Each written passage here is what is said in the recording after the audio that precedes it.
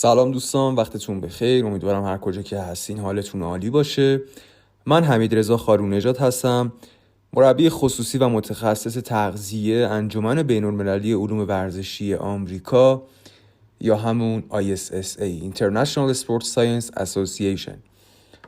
در این پادکست میخوام درباره کاهش وزن صحبت کنم. خیلی از دوستان به من پیام دادن که چه کار کنیم که توی 1 ماه بتونیم 10 کیلو وزن کم کنیم. یک ددلاین خاصی داریم، چه کار کنیم که تا اون ددلاین به وزن ایدئالمون برسیم. ببینید دوستان، نمیگم شدنی نیست، شدنی هست. شما میتونید توی 1 ماه 10 کیلو کم کنید، ولی یه عواقبی داره. عواقب اصلیش اینه که جدا از استرسی که به بدن شما وارد میشه، عواقب اصلیش اینه که شما اون وزنی رو که از دست میدین به احتمال خیلی زیاد حدود 1.5 برابر وزن از دست رفته برمیگرده. یکم تخصصی ترش میکنید. تصور کنید که بدن شما وقتی که رژیم های نادرست میگیرید وارد یه شرایطی میشه، یه شرایط استرس‌زا که به خودش میگه ای بابا الان من هیچی نیست دم دستم که بخوام برسونم به خودم، که بخوام اعمال حیاتی رو به درستی انجام بدم. بذار یکم توقعمو کمتر کنم. این کاهش توقع کاهش BMR Basal Metabolic Rate.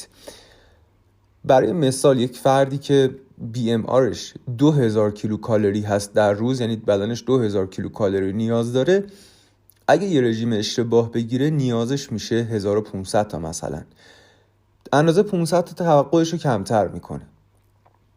بعد شما برای طولانی مدت، حالا چند هفته، این رژیم های اشتباه رو دارید، این عدد هی میاد پایینتر و پایینتر. تقریبا شاید برسه به اون فردی که 2000 بود برسه به 1200 تا.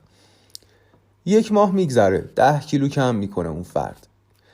بعد 1 ماه رژیم عادی داره، رژیم 2000 کیلوکالری داره. 2000 تا براش بیسلاین بود دیگه، ولی BMRش چقدر شده؟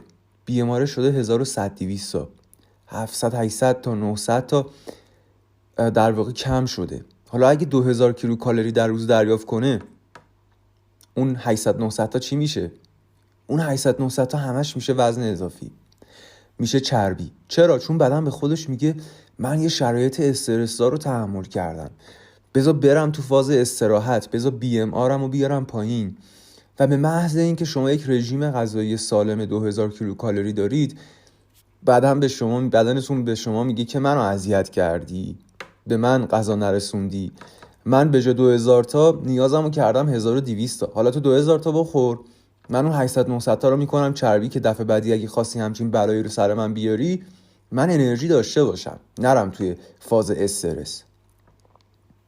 دلیل اصلیش همینه که میبینیم خیلی از سلبریتی ها وقتی وزن زیادی کم میکنن، بازیگرا، خواننده و افراد دیگه، بعد از یه مدتی دوباره اون اضافه وزن رو دارن و حتی بیشتر از قبل وزنشون اضافه میشه.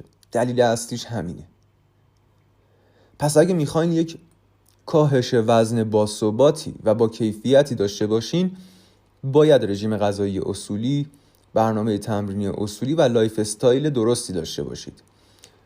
دوستانی که میخوان در مدت زمان مشخصی به صورت اصولی و بدون بازگشت وزنشون رو کم کنن، میتونن به من از طریق دایرکت اینستاگرام، واتساپ و یا تلگرام و یا ایمیل پیام بدن تا درباره مسیر کاهش وزن و تناسب اندامشون با هم به صورت رایگان صحبت کنیم و مشاوره دریافت کنن تا بهتون بگم که بهترین راه و اصولی ترین راه برای کاهش وزن چیه.